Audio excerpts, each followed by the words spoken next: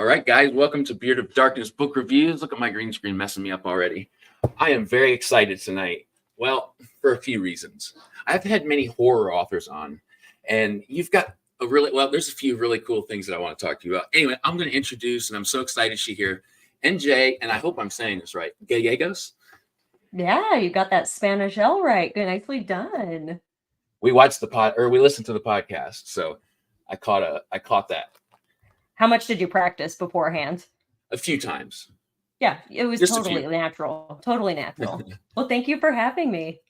Of course. I've been really excited. Like I said, usually it's like a fantasy thing, and I've been really interested lately in, well, lots of things, but horror. I have a buddy, and he's a buddy of ours, actually, a mutual buddy, Steve Stark, who he said he was in one of the anthologies you guys were together in. So I'm excited to read that. Which anthology was it? Hellbound books. The Splatterpunk one? Yes, Splatterpunk. Yeah, this is that one is one of my favorite stories because it was like so messed up.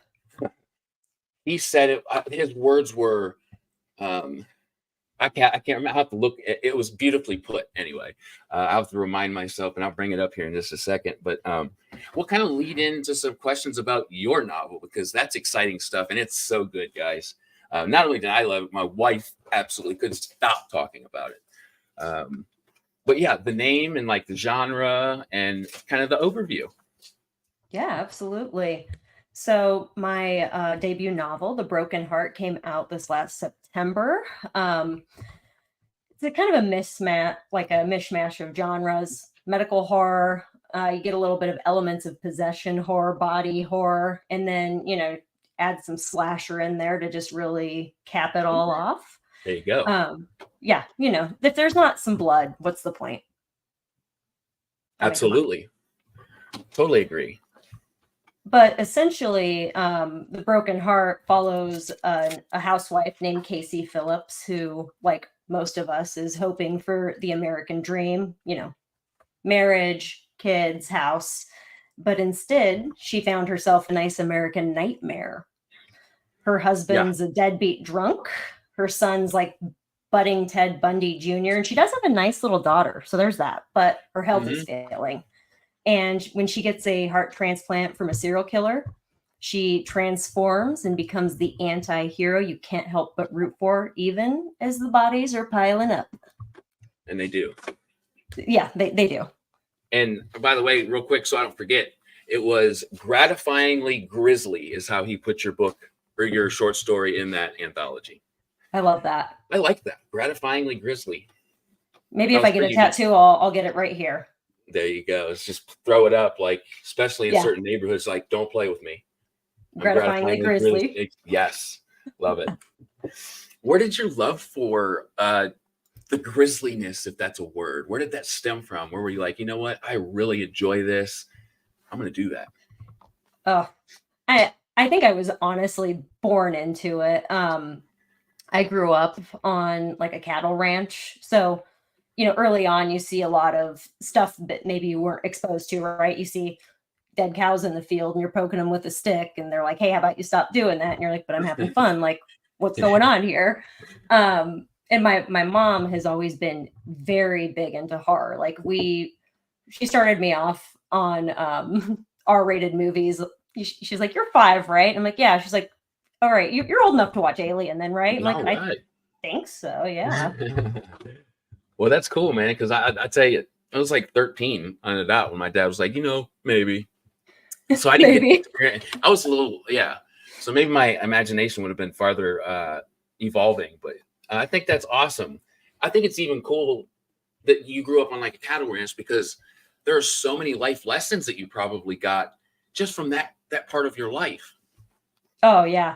Well, and even my my stepdad right now, he's a potato farmer out in Colorado. And one of the things that I had to do growing up that was like character building was work on these farms where they grow seed potatoes and you have to like walk these rows and dig up all the diseased ones. And I was like, you know what? I don't want to do manual labor anymore. I'm going to go to college. There you go. Yeah. Which is, I think so. There's so many wonderful things that go along in that story, but we'll kind of go this way. What do you do? What hat do you wear during the day? Because I think this is very cool. So daytime, I am an ER doctor. I can imagine. We're going to kind of touch on it, but the first thing I was like, okay, a horror author.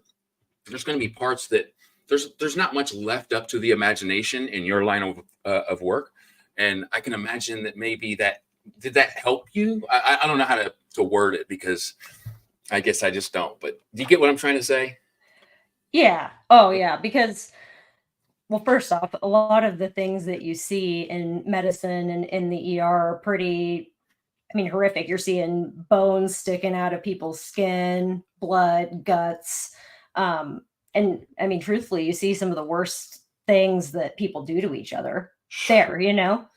So to kind of make sense of it and whatnot, it's almost therapy to write it down and work Ooh, through it. I like that. Oh my gosh, Yeah. I like that a lot.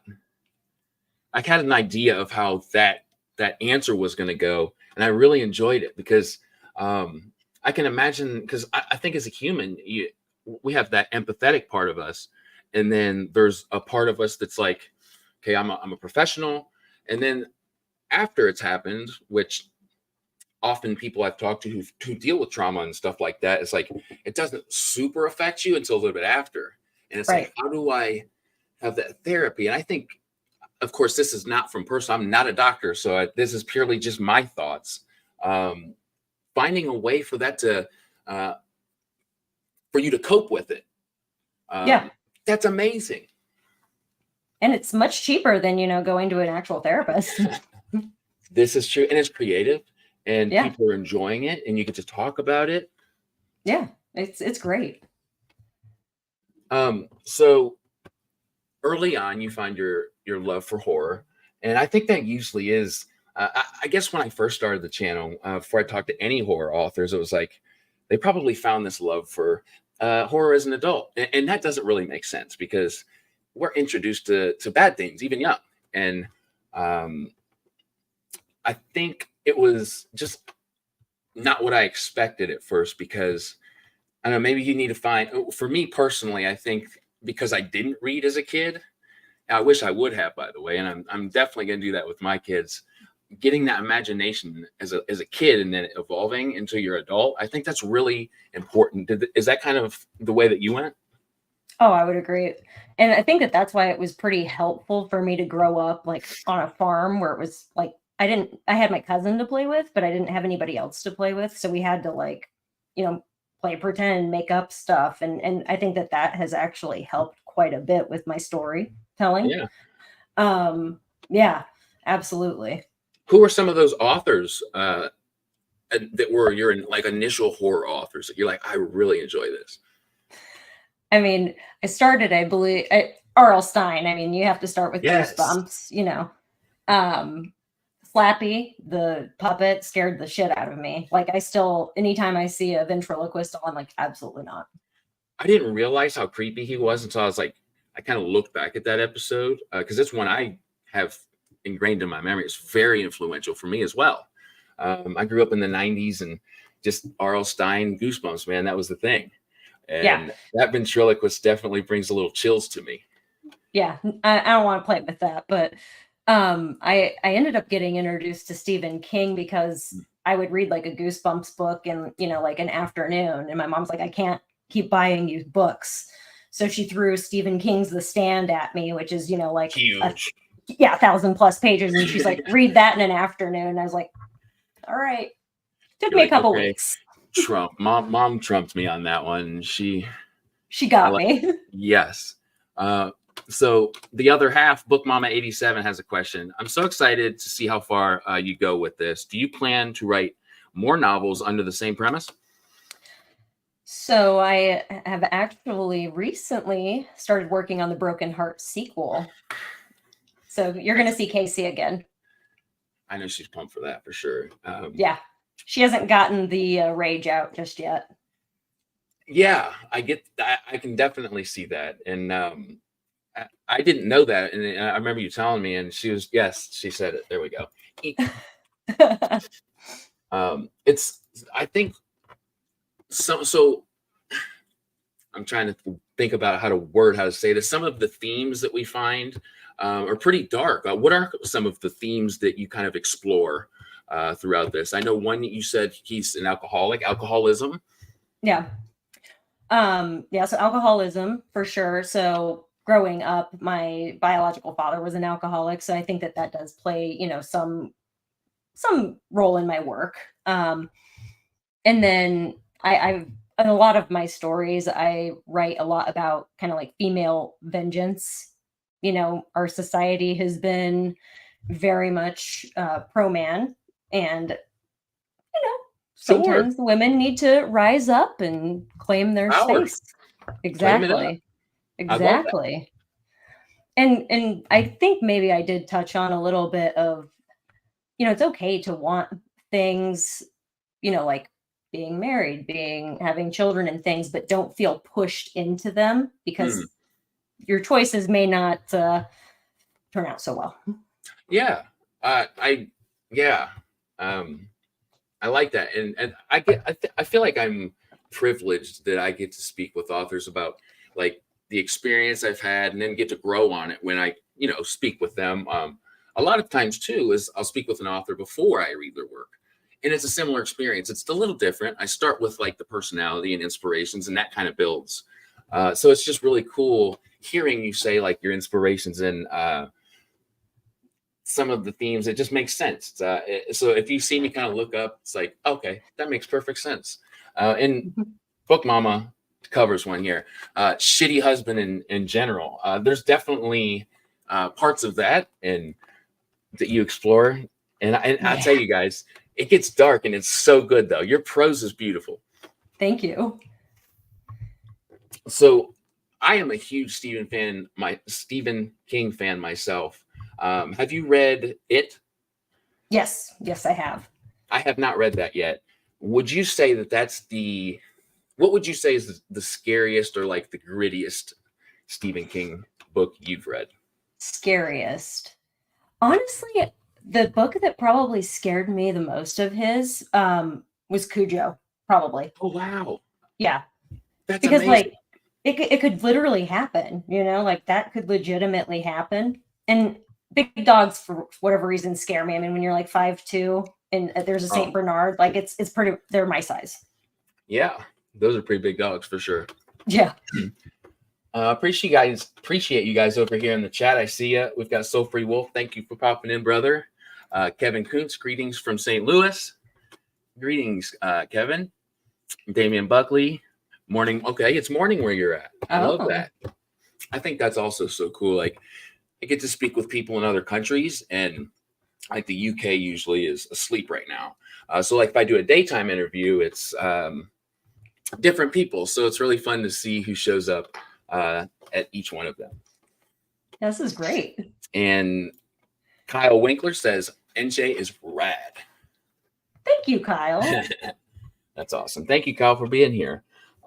So how has being and maybe we covered this a little bit, but maybe a little I'm going to ask it anyway. Maybe we'll get a little deeper with it. Like how has being an ER doctor kind of helped you tell your story? I don't know. Do you come up with an idea first or do you just start writing?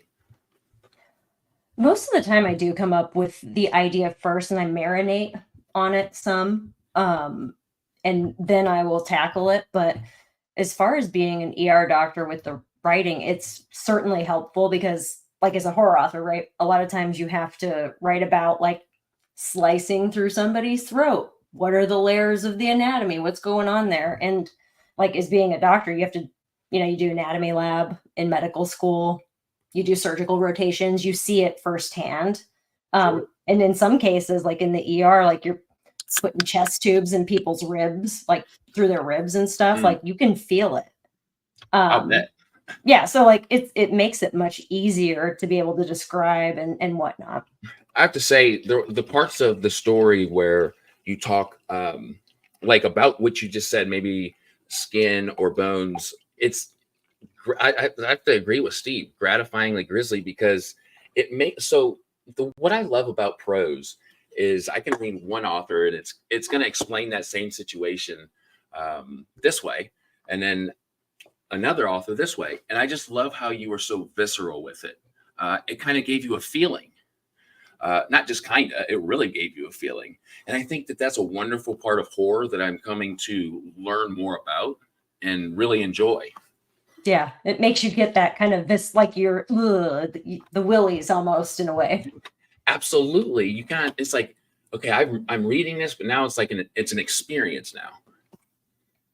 And I never really understood when people said that before. Again, so a little bit of background to you. I didn't start reading hardcore until I was 29. I was a little late, so like 4 or 5 years ago. And so a lot of this is still coming to me. And it's just really nice when people like you take their time to kind of spread your knowledge. So I appreciate you being here. Yeah, absolutely. So your writing process, and I'm particularly interested in this personally, because I'm trying to find mine. What is your process? And I know that's very vague. Say you've got an idea. So there's pantsers and then there's outliners, right? Yeah. And I've tried the pantsing way and it's not a pantser. Are you a pantser or an outliner? I'm a horrible pantser. Horrible. Okay. Yeah. Very, very much. So you are an outliner. Yeah, like the idea of an outline makes me want to have hives, and I need to get better at it. Okay. But so like I've never been the person. So I like I said, I get an idea. I have a general idea of how I would like, point A to point B. And then I just sit down and I start at page 1 and write. And often the characters and the story develops in a way I didn't even expect. Like it just takes over. Just let it organically grow, I guess. Yeah, I've definitely heard that. Where like, I don't remember exactly what they called it. Maybe head lamping, or I just don't remember. But they would have general ideas, like the skeleton of a story, if you will, maybe beginning, middle, end, and give themselves that creative freedom to get from one to the other. Is that kind of what you do? It is. And I'll be honest, I wish I could be more of an outliner and a plotter, because often like you'll do the first draft and then when you go through and edit, you have to cut like swaths because you're like, this is incoherent garbage and this makes no sense. But yeah, I'll get there eventually. And so a piece of the knowledge that I've really grasped onto and I think is very helpful is get that first draft down. And that's kind of why I started this channel. It's like, I want to go after the knowledge that I'm seeking because I think it'll help so many other people too. Sure. I think my issue was trying to be like historically correct and maybe putting a weight on myself that didn't necessarily need to be there. What's the hardest part for you, or maybe when you first started doing this, as far as publishing your book, that you found part of that process that was the hardest? Probably opening myself up to criticism. I found to be the hardest. Yeah. That's like the most human thing ever. I love that answer. Because I can just see myself absolutely being that way. Because like, okay, in medicine, right? There's often one right way and then a wrong way. So if you're getting feedback, it is a teaching opportunity, but often you did something wrong. And whenever that happens, I mean, people could legitimately, not do well, they could die. So you learn to take criticism very harshly and learn from it. So I had to kind of shift my mindset with writing to be like, okay, they're not telling me this because they think I'm like a horrible person or anything. They're doing this to make me better. I can very much relate with that. I remember like growing up, for instance, and my father, mother, teacher, coach, it didn't matter who it was. I just took everything so personally. And I think because, writing is something that is not only something that's subjective in every single part of it, right? Mm-hmm. There's people who kind of throw grammar and sentence structure out the window and they're $1 million selling books. And for instance, like Cormac McCarthy's Blood Meridian. I haven't read it, but it kind of just throws the rules out. Yeah, I've never read that one either. I'll have to add that one as well. Yeah, so I hear it's very, very gruesome and hard to read. yet people just flock towards it. I think I'll try it. We'll see how it goes. I've also heard that it's just really hard to retain. I've got incredible amount of respect for Cormac McCarthy. I mean, one of my favorite movies, which I of course didn't know this at the time. No Country for Old Men. Loved that movie. Didn't even know it was a book, of course, because I wasn't into books back then. But yeah, he wrote that, and I want to read that book. I think it'll be really good. But it's just an example of what you do as an author could be so different, and people will thoroughly enjoy it. Yeah, exactly. So I'm excited Book Mama threw this up there, because one of the things that I didn't catch, I did not watch this show, and something that she was like, I know exactly what's going on here. Here, I loved your little references, NJ. Law and Order SVU is one of my favorite series, and your Elliot Stabler comment and several other things throughout the book brought me comfort. Thank you. Yeah, I love TV. It's like a weakness of mine.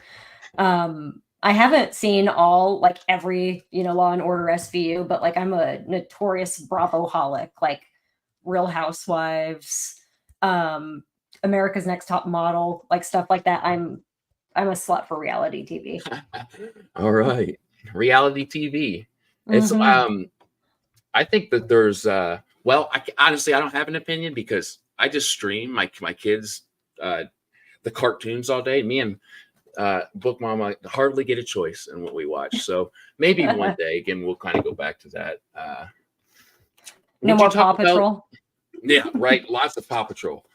Yeah. Actually don't mind that one too much. There's some it's not terrible. Yeah, I have 2 twin nieces, and I'm like, this isn't terrible. I mean, yeah, what is the one, the baby? Oh my gosh, I can't remember. It's on every day. Baby Shark, da da da da. Oh God, don't. Yeah, right. I agree. Like, please just drill a hole into my ears. Yeah, they should play that for prisoners of war, and that will break them. Absolutely. Yeah. I would like to hear about the company you publish through. Yeah. So I publish through Winding Road Stories Publications, and how I actually got hooked up with them on Twitter. They do the pitch events for, like horror, sci-fi, things like that. They typically do them twice a year. Wow, that's cool. And yeah, it's awesome. And so how it works is, you have pretty much your polished manuscript that you're ready to show people. For 12 hours, you have the opportunity to send a tweet an hour that pitches your book. And then if agents or editors like it, then you follow the guidelines to like submit your manuscript, and they're like, yeah, okay, or no. Yeah. And I participated the first time and didn't really get any bites. And then I participated the second time, and Michael Dolan, who's my editor from Winding Roads Stories, liked my pitch, and I sent it to him, and he called me, and he's like, you're delightfully screwed up. Let's go. Let's do this. I love that. So as somebody who kind of thinks about talking to a horror author, it's like, how do you put that they did something like, well, again, back to Steve's, I think it's wonderfully put, gratifyingly grisly. It's like, sorry about that. I drop all sorts of things during these wonderful talks. But yeah, it was hard for me to explain that feeling at first. Anyway, yeah, I just was touching on that. And Book Mama's got it. Yes, that's the one to keep off your television, guys. It will damage your hearing. Got it. So something I find really, really cool, and it's great, guys. Me and my wife listen to it, is the podcast. Would you tell us a little about it and your co-hosts and all that fun stuff? Yeah, absolutely. I went on the podcast as a guest to promote The Broken Heart. And that's whenever I met Nathaniel Darkish, and we had pretty good banter. I ended up coming back for another episode, and they were like, hey, you just want to like co-host with us? Like, you're kind of funny. And I was like, yeah, sure. So we get along really well. The chemistry is there. Absolutely. Yeah, I mean, totally get it. Yeah, like Nathaniel is fantastic. He and I are working on a short story that's like a found footage short story together for an anthology. And Max George is amazing, and he's going to teach me how to summon a demon soon. That's Yeah, awesome. What else could you want in a buddy? Like that is it. exactly. That's the requirements. Exactly. So a couple things. You do short stories. You've done a novel. Is there one you prefer, and why? I really enjoy short stories, just because they're so fast. You know, Sure. it's quick to work on them. Editing doesn't take too long, and I think I like a lot of instant gratification. So, you sit down and you read a story for 10 minutes and beginning to end. I like that. Yeah, so I think that a lot of people can relate with that because I think readers like that as well. It's a good palate cleanser. I didn't really know I liked short stories. You try it and you're like, you know what? I kind of like these. And it's the way that I explain it, the ones I enjoy at least. It's a real quick punch to the throat, right? Yeah. And say, oh, okay, now I'm ready for maybe something that's a little meatier. But I've really started to enjoy them. Is the process different for you? Not terribly, no. I mean, most of my ideas come just from like a very weird observation.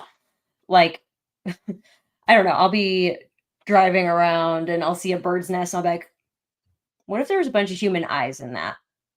I can Okay. work with that. And I just go to town. But um I I have a lot of luck, I guess, just sitting down, putting on my EDM music, zoning out and just going for it.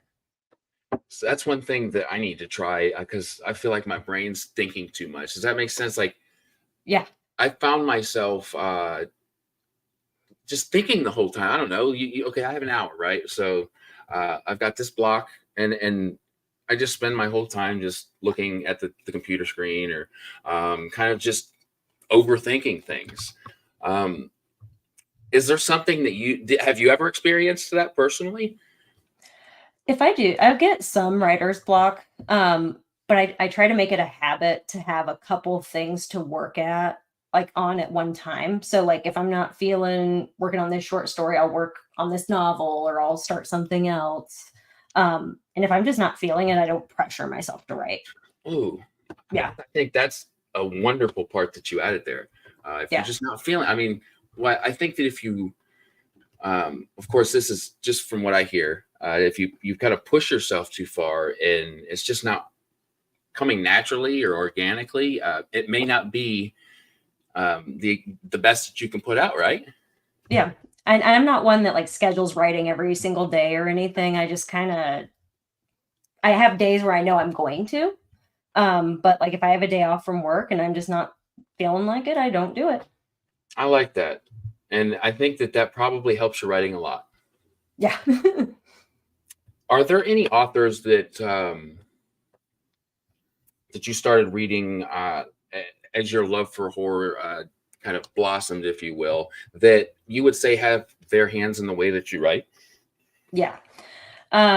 Once I got plugged into Twitter and kind of got involved in the indie horror community, there's several authors I can think of offhand that like I admire and I'm like, I want to be you. Laurel Hightower. There we go. Yeah. Below, I mean Mothman, come on. I'm hoping to meet her at StokerCon, but like her prose is just beautiful. Her stories, like they'll wrench your heart out. She's so good. Ai Yang, if I Ooh, hope I said her name correctly, but I love her stuff as well. And I don't know, have you ever heard of Sarah Jane Huntington? I have not.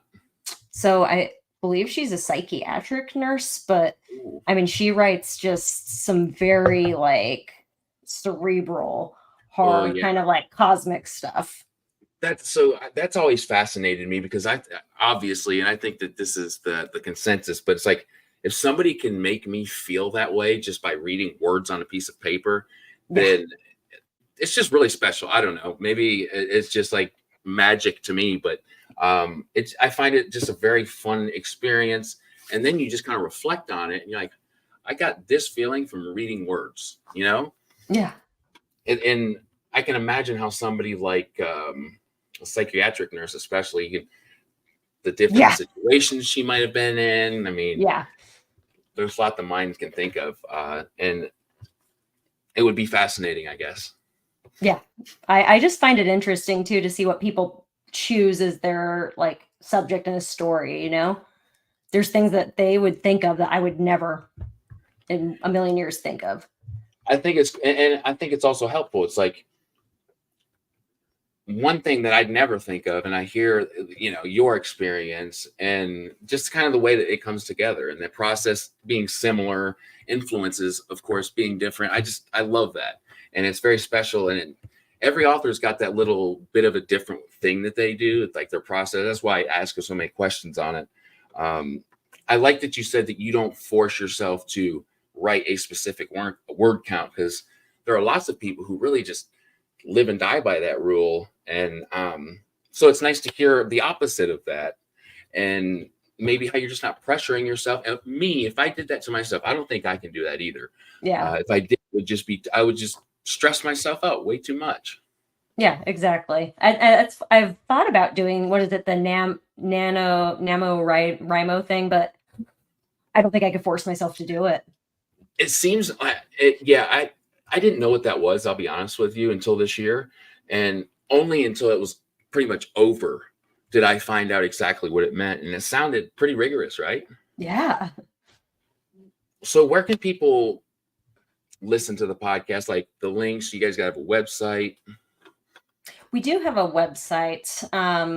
Let me just verify it. Yep. ScreenKingsPodcast.com. Cool. Yeah. Easy. Easy And we're peasy. available wherever you get your podcasts. See, that's something that it's kind of new, right? Maybe it's not. I guess it's because I'm new to the YouTube thing, but it's nice that they've done that, kind of collaborated everything to where, for instance, certain publishers will always sell at certain stores. I didn't know that at first.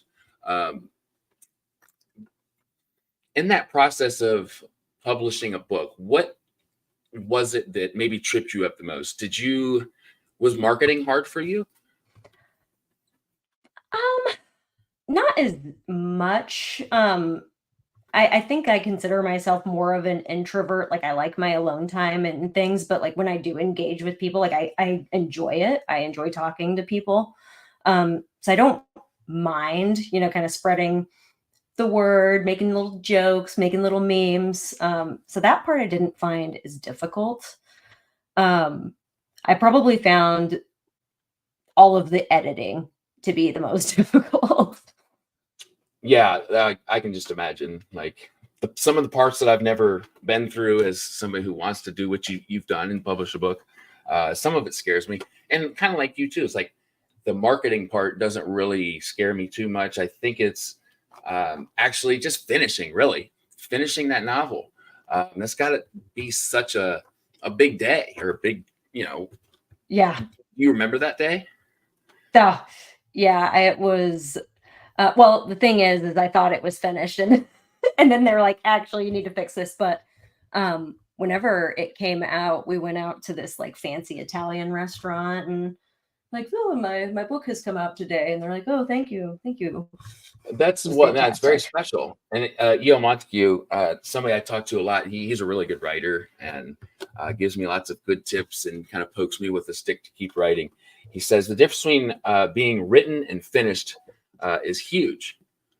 Yeah.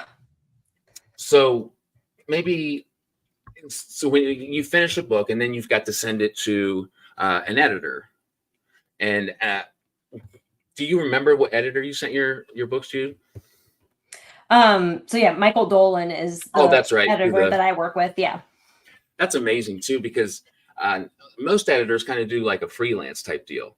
And I think that it's real. I looked at the website of the publisher that you use, and they've got a really cool thing going. Their website's wonderful, by the way. I've got the link in the description. Yeah,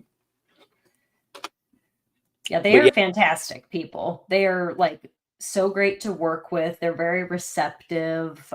We've gone out to like dinners and stuff with them, and we're having just the best time.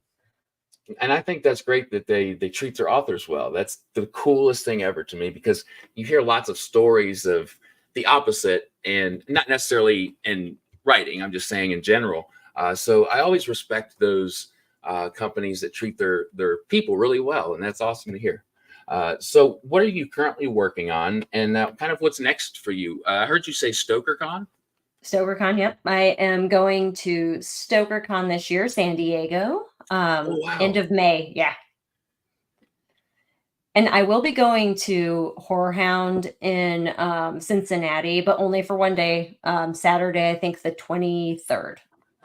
What's the name of it? Horror Hound? Horror Hound. Okay, I Yeah. live like an hour and a half from Cincinnati. Oh, do you really? Yeah, I'm close to Columbus. I'm like an hour from Columbus, about an hour and a half from Cincinnati. So I'm always trying to find like local conventions, and I haven't found any. That could be one.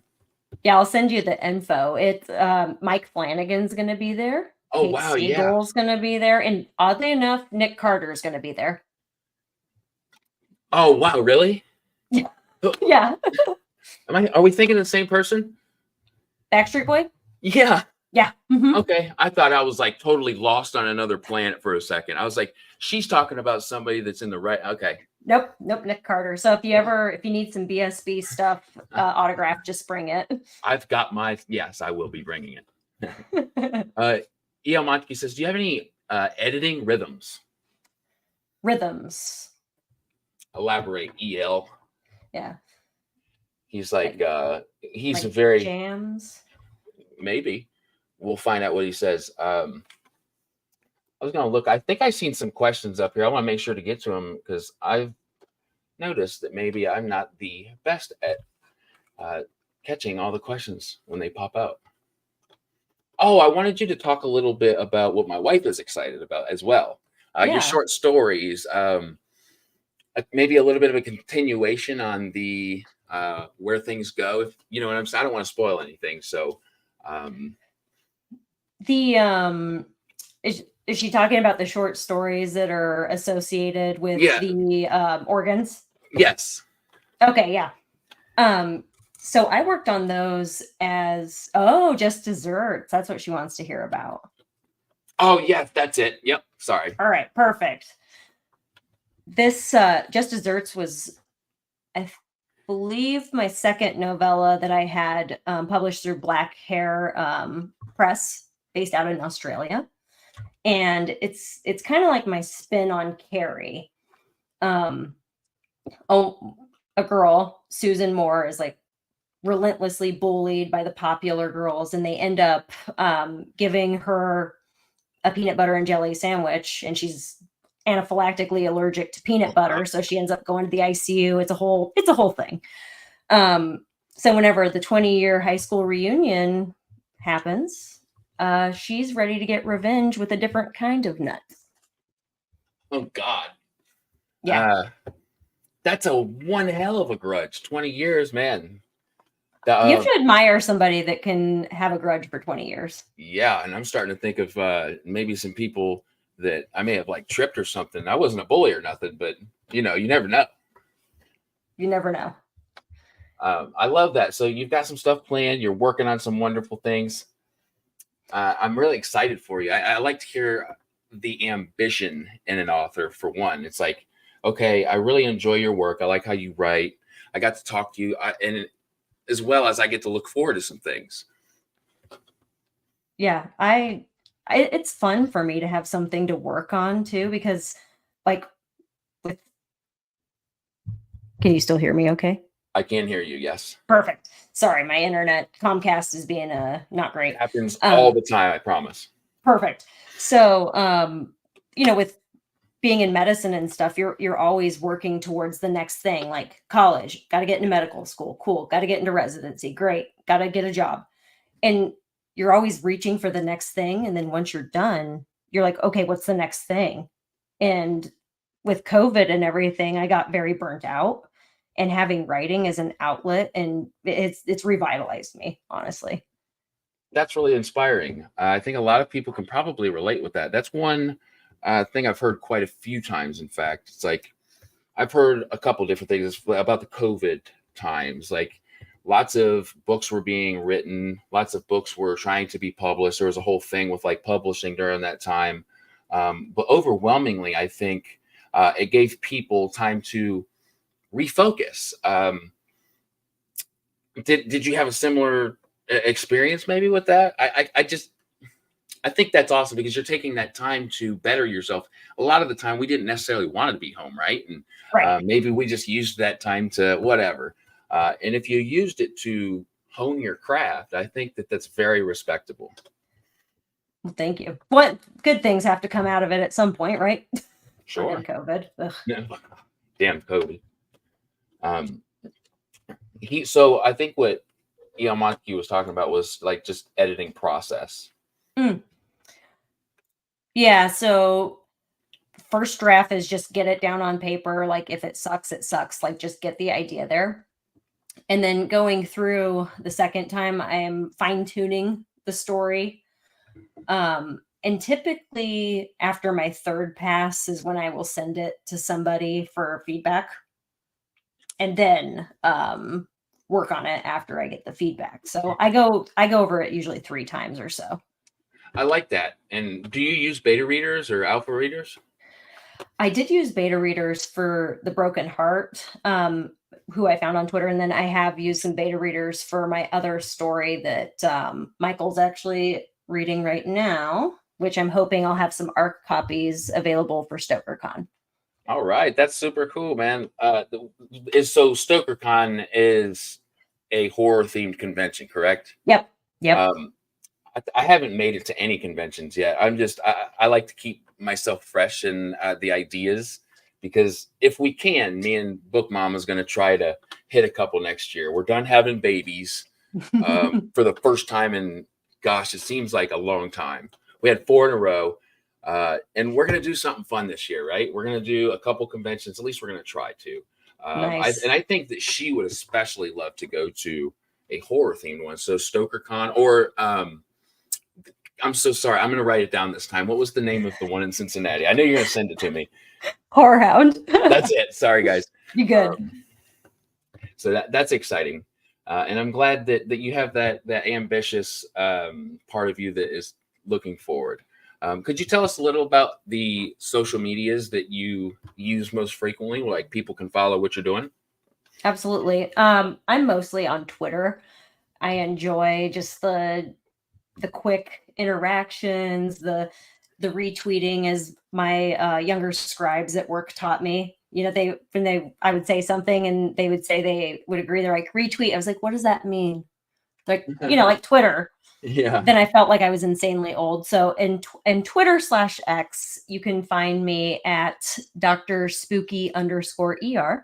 It's in the description, guys. You don't have to remember all that underscore stuff. I promise I've got you. There will be a pop quiz at the end of this show. So just get ready. Mandatory. So mostly Twitter. I am on TikTok. I can't dance or anything, so do not expect any of that. It's going to be mostly my cats. So I dig cats. I can, you know, I like certain cats. My mom had way too many cats growing up. Like, she loved every type of cats. And not saying I don't love every type of cats. They're just not all of us right for me. I like long-haired cat. Long-haired cat. Mm-hmm. We got tiger cats. That's funny you say that. That's the kind of, they're beautiful. Oh my gosh. My mom had a couple of those and yeah, they're gorgeous. Look at who came. Yes. Hello. That's Theodore. Hello, Theodore. He's very underwhelmed. I'm glad he made an appearance. So I have a bunch of, oh my gosh, I hate this green screen. I have to do something about this, guys. Anybody with tips, send them to me because I'm in dire need. There we go. But yeah, oh, Mad Cat. There we go. Ooh, the kitty. That's perfect. Mad Cat. I love it. So I've got all of the links. I've got your publisher. I've got the podcast, your website. I've got everything you'll need. I hope that you guys read The Broken Heart because it's very good. Had a wonderful time reading it, and my other half did as well. There's not many books that we read together, right? I'm kind of a fantasy nerd, and she's not there. So I'm glad we got to read a similar book and love it. So that was very cool. So thank you for that. And I just really appreciate you hanging out on the channel with me and let me pick your brain for a little bit. Absolutely. And I'm happy that I could play a part in bringing your marriage closer. So thank You you. did. You did. I love it. We're looking forward to anything that you do, and we'll chat in the future. But I wanted to thank you once again for letting me borrow you. I'll have all the links in the bottom, guys. Thank you guys for tuned in live. Love you guys. Thank you for being here. The guys and gals that are watching the future, thank you as well. And we will see you next time. Thank you.